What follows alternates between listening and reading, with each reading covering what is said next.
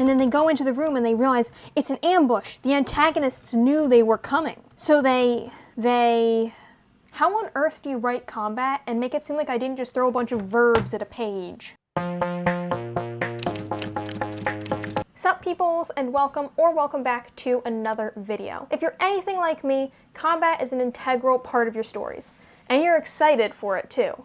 I know I sure am. But it's also a really daunting part of my novels, because it's difficult to write. I can imagine as many cool scenes as I want, but at the end of the day, it's not a movie. I don't get to watch my character backflip while firing 3 times from their bow in rapid succession before landing in a roll and ducking between their opponent's legs and then popping up behind them to fire 3 more times in rapid succession. I have to describe it. And also figure out if any of that is even remotely possible. Oh, it's not?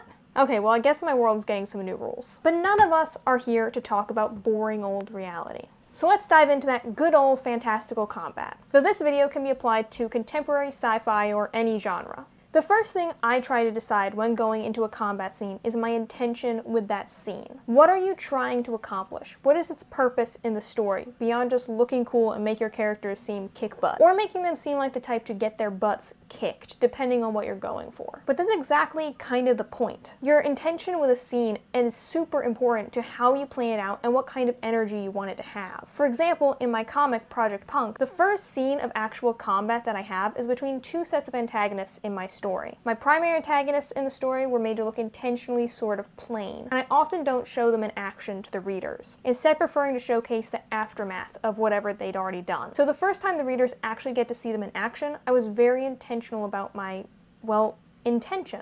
In this scene, I have a set of characters who have been established as tough and dangerous, and then I have my primary antagonists, who we haven't really seen in action yet. My goal with this scene was to show that, while my primary antagonists are easy to underestimate, it's not the sort of thing you should go about doing. I wanted to show that they are far more dangerous than the other characters think they are. Knowing this, I wrote that scene to be quick and brutal. The characters my primary antagonists are fighting go into it arrogant and sure of themselves, but are quickly and easily defeated. I chose for it to be fast and relatively abrupt, because I wanted the readers to feel as surprised as the characters who would challenge my primary antagonist. My intention with that scene shaped the way the combat went, its length, and the energy that I tried to capture with it. Which leads me to the next thing we need to determine. The stakes. Depending on the stakes of a fight scene, the tone will change a lot. If the stakes are low, maybe your characters don't take the fight seriously. But if the stakes are high, it should feel tense for characters and readers alike. Maybe the stakes are high for one character, but low for another. And this creates an interesting set of dynamics during the fight. For example, there's another scene in my comic where the protagonists are fighting that aforementioned group of secondary antagonists. For the protagonists, it's a life or death situation. The stakes are as high as they can get, so they're panicked and desperate. They lash out clumsily, not really thinking through their actions and simply trying to get away. Meanwhile, the antagonists aren't worried at all. They don't view my protagonist as a threat, and are therefore much more laid back about the whole thing. To them, the stakes are low. So instead of replying in kind, with a desperate attack or panicked attempt to flee, they just laugh my protagonist off and neutralize them at their own leisure. In this way, the stakes determine the energy my characters have going into the fight. On the other hand, later, when these same secondary antagonists who were so casual about fighting my protagonist end up facing a real threat in the form of my primary antagonists, they react very differently. Initially, they play it cool, thinking the stakes are low. But once the stakes are revealed to be high and they're in actual danger, their demeanor changes and they show that level of fear and desperation in their fighting that my protagonist did earlier when in a similar situation. All of this ties into the pacing and tone of your combat scene, because they will ultimately be based off of your intention and stakes. For example, let's take the previous 2 scenes I mentioned. In the first one, between my primary and secondary antagonists, the pace is quick to show just how deadly my primary antagonists are. This stems from the intention of the scene, and the tone is based off of the stakes of that scene. It's tense and violent, because that's how it is for the characters. How your characters feel in a moment will often translate to the reader, so if you want them to feel a certain way, think about how to make your characters feel that way. In this way, my intention and stakes determine that I give the scene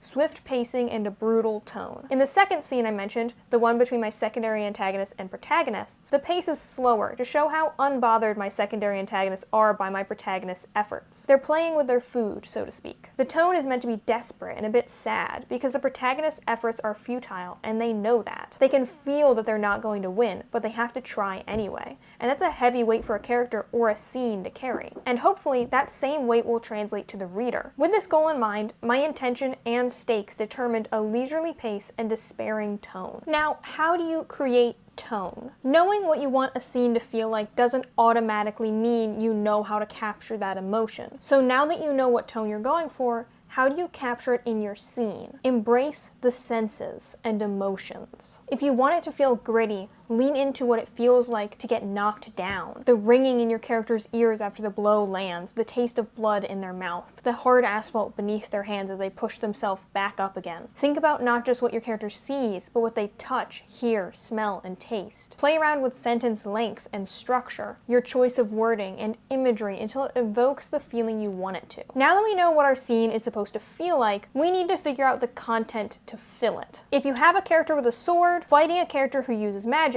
their various fighting styles are going to feel pretty distinct. The sword fighter will stab and slash with their blade, while the magic user will most likely wave their hands about and incant. But let's say you have a sword-wielding character up against another sword-wielding character. It's going to be a lot more challenging. Did thou sayest challenge? As in the writing challenges you hath over on yon Patreon? Yes, but that's not really what we're talking about. Different kind of challenge. What is this Patreon thou speaketh of? 'Tis it a challenge of thine strength? It is the place where Ash raises pen and paper against the dastardly writer's block, striving against their greatest foe to get word to page, challenging thyself to write thousands of words in a single day, attempting to practice the routines of other brave writers, and other such perilous trials. It is a true sight to behold. Again, not really what we're talking about right now. I'm in the middle of an educational video about how to write fight scenes. On my Patreon, I do other types of content, like monthly behind-the-scenes vlogs, reading vlogs, and book reviews, and yeah, writing challenges. And how doth one gain access to this most esteemed library of content? Ah, now that is not a challenge. One simply visits patreon.com/writingwithash and pledges to one of the 3 tiers. Then they shall have access to additional content. I shall have to venture to this Patreon and see for myself. Yes, but later. Right now, we're talking about the challenges of distinguishing your characters in a fight scene. So, as I was saying, if you have a character who fights with a sword versus a character who fights with magic, then it's going to be a lot easier to make them and their fighting styles feel distinct. But if you have a character who fights with a sword versus another character who fights with a sword, it's going to be a lot more challenging to make them feel distinct. The simplest thing you can do, of course, is to switch out one of their weapons for something comparable. This will mean that you don't have 2 swords to keep track of on the page and lowers the chance of your readers getting confused by who's doing what and when. But sometimes this doesn't make sense. It might not fit the characters or the setting or the situation. And that's why distinct fighting styles can be helpful. Alright, let's make these 2 idiots distinct. We are not. As I said, we need to make them distinct. And by that, I don't mean physically, though that can help. If one character is wearing full plate armor, it's going to change the way that they're able to fight. And that applies to more than just the types of armor. Different training or upbringings would affect their fighting styles, and so would an injury, or even their goal in the fight. In the beginning, we talked about how a character might react differently based off the stakes, so take that into account as well. A character who is panicked and desperate will fight differently than one who is calm and feels in control. Let's say that this guy, their name is Ainsley. They were classically trained to be a knight. That means their footwork would be on point, their back would be straight, and their grip on the blade would be sure. They know what they're doing, basically. They know how to spot opportunities and the gaps in someone else's guard, so their strikes are precise and methodical, slowly wearing down their opponent. Let's call this other one Cameron. They were trained just like Ainsley, but they're a noble's kid. Rather than being taught practical fighting, they were taught it almost as an art form, a way to show off. They stand and hold the sword differently, but they have that same professional posture. To Cameron, sword fighting is about the performance. Their strikes have a lot of flourish to them, and they seem like they know what they're doing. But when put under pressure by someone who is trained for actual combat, like Ainsley, their composure might crack, and they might become more desperate as they realize they're out of their depth. The way your characters fight can tell us a lot about them. Maybe they're scrappy, showing that they're more of a survivor than a warrior. Or maybe your character is all talk, but doesn't actually know what they're doing. Maybe your character is honorable and fights fair even against an opponent who cheats. Fighting styles styles not only make your characters more distinct on the page and therefore make it easier to tell who's doing what,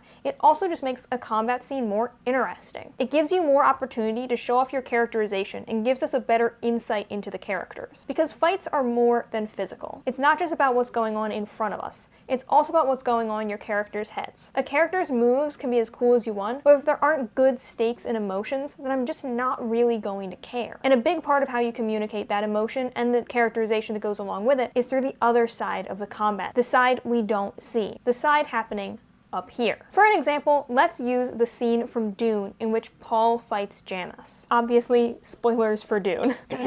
Jamis called out in a ritual challenge, "May thy knife chip and shatter." This knife will break then, Paul thought. He cautioned himself that Jamis was also without shield, but the man wasn't trained to its use, had no shield fighter inhibitions. Paul stared across the ring at Jamis. The man's body looked like knotted whipcord on a dried skeleton. His crysknife shone milky yellow in the light of the glow globes. Fear coursed through Paul. He felt suddenly alone and naked, standing in dull yellow light within this ring of people. See here how before the fight even starts, we're already in it. We're with Paul and his inner monologue. It's tense even though no action has yet taken place. The battle of the mind has already begun. Jessica recognized the shield fighter timing in her son, and it was over her what a two-edged thing that was. The boy's reactions were those of youth, and trained to a peak these people had never seen.